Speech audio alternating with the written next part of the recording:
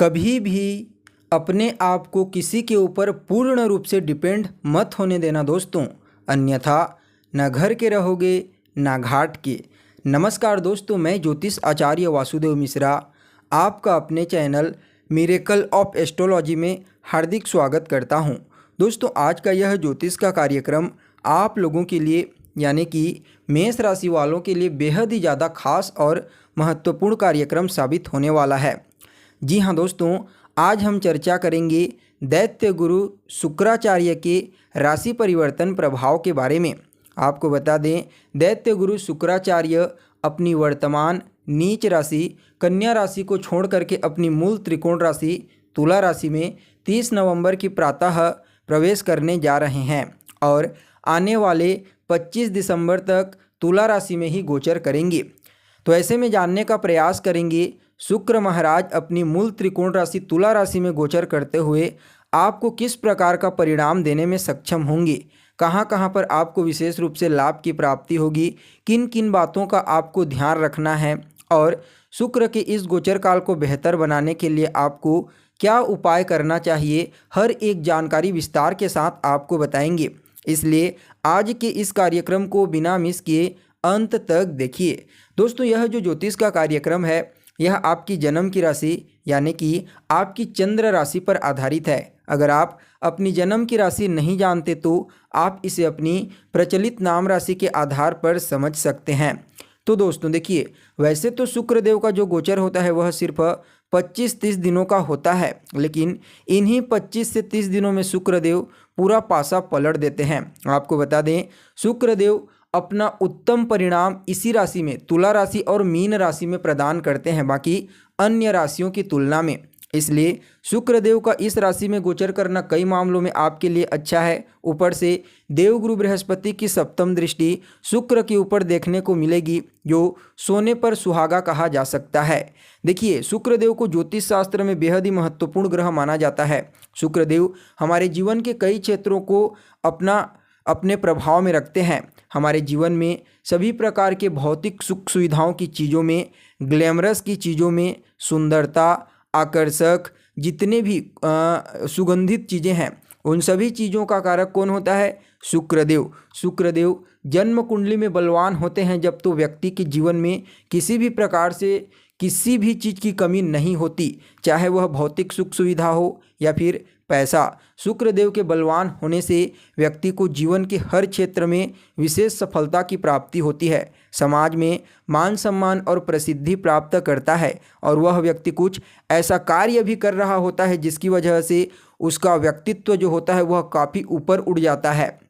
देखिए, ठीक इसके विपरीत जब शुक्र महाराज जन्म कुंडली में कमज़ोर अवस्था में होते हैं तो व्यक्ति दिन रात एक करके परिश्रम करता है, मेहनत करता है, उसके बावजूद वह सभी प्रकार के सुख सुविधाओं की प्राप्ति नहीं कर सकता जिसकी चाहत वह रखता है और ना ही कोई विशेष मान सम्मान और प्रसिद्धि समाज में प्राप्त कर पाता है।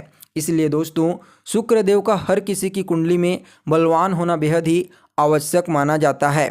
तो देखिए, इस समय शुक्रदेव आपकी राशि से यानी कि मेष राशि से सप्तम स्थान में गोचर करेंगे। आपकी राशि से सप्तम स्थान में शुक्रदेव गोचर करते हुए अपनी सप्तम दृष्टि से आपकी राशि को देखेंगे, यानी कि आपके व्यक्तित्व को। यहाँ पर शुक्रदेव सप्तम स्थान के साथ ही आपके व्यक्तित्व का परिणाम आपको प्रदान करेंगे। इसके अलावा शुक्रदेव और यहाँ पर आपके दूसरे स्थान का परिणाम प्रदान करेंगे, क्योंकि यह आपके दूसरे स्थान के भी स्वामी बनते हैं। तो आपके लिए मुख्य रूप से 3 भविष्यवाणी तैयार की गई है, जिनमें पहली जो भविष्यवाणी है दोस्तों वह आपके सप्तम भाव से संबंधित है। तो देखिए, शुक्रदेव का सप्तम भाव में अपने खुद की मूल त्रिकोण राशि में गोचर करना, ऊपर से देवगुरु बृहस्पति की सप्तम दृष्टि का पड़ना अत्यंत ही श्रेष्ठ कहा जा सकता है। सप्तम भाव किस चीज़ का होता है? आपके वैवाहिक जीवन का, आपके दाम्पत्य जीवन का, आपके पार्टनरशिप का, आपके मित्रों, रिश्तेदारों, दोस्तों, यारों का होता है। तो ऐसे में मुख्य रूप से शुक्रदेव को दाम्पत्य का कारक ग्रह कहा जाता है, सप्तम भाव के भी कारक होते हैं। तो इस दृष्टिकोण से सबसे बेस्ट यह आपके वैवाहिक जीवन के लिए होने वाला है।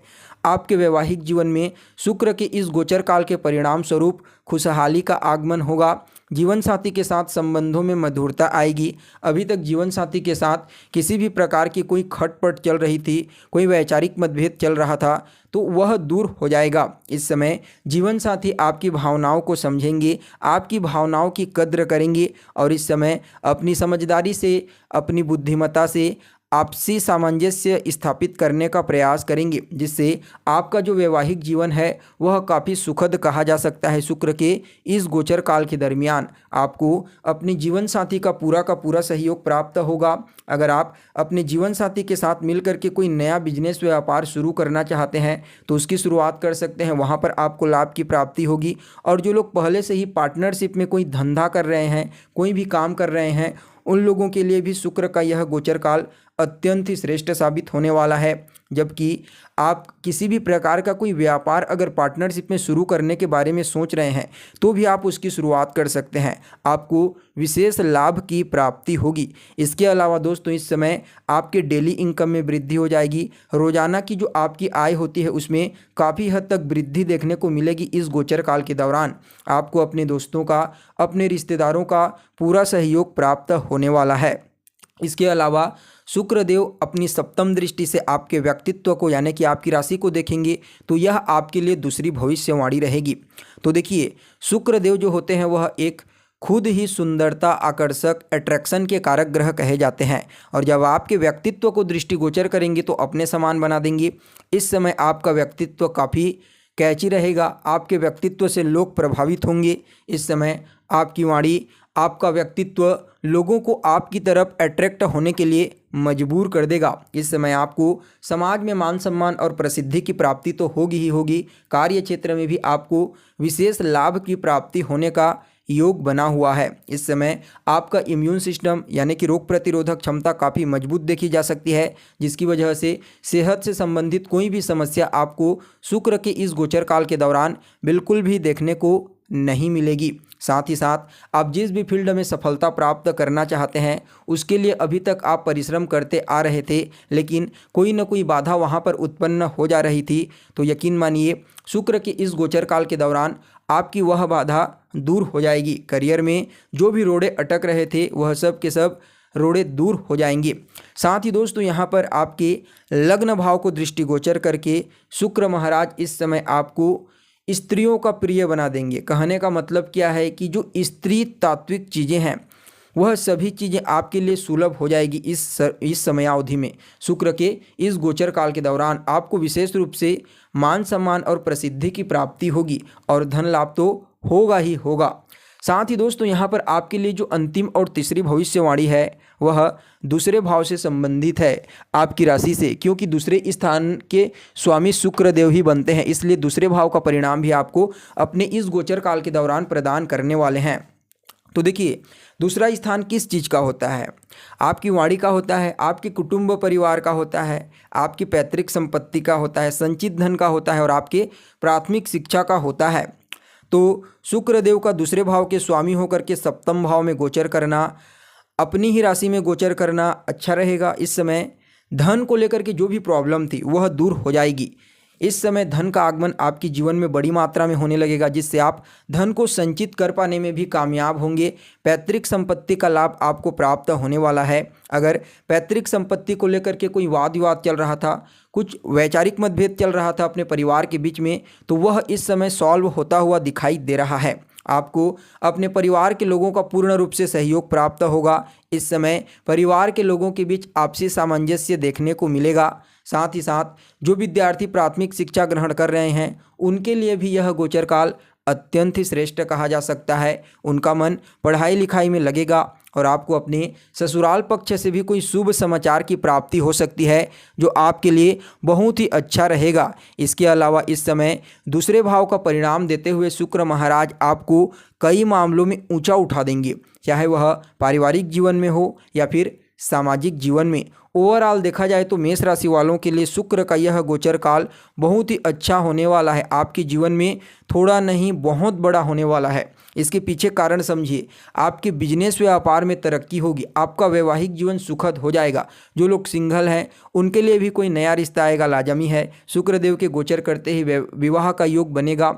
साथ ही बिजनेस में आपको ज़बरदस्त तरक्की की प्राप्ति होगी, जिससे आपका पूरा जीवन ही बदल जाएगा। फिर भी शुक्र की इस गोचर काल को और ज़्यादा बेहतर और बढ़िया बनाने के लिए आपको कुछ उपाय करना चाहिए। तो रोजाना एक मंत्र ओम द्राम द्रीम द्रौम सह शुक्राय नमः 108 बार इसको करना है। साथ ही श्री सूक्त का पाठ करना प्रारंभ कर दीजिए। श्री सूक्त का पाठ करना आपके जीवन में धन की सभी प्रकार की समस्याओं को दूर कर देगा इस गोचर काल के दौरान। तो दोस्तों, कैसी लगी आपको जानकारी कमेंट करके बताइए। फिर मिलते हैं एक नए और ताज़ा एपिसोड में, तब तक के लिए नमस्कार।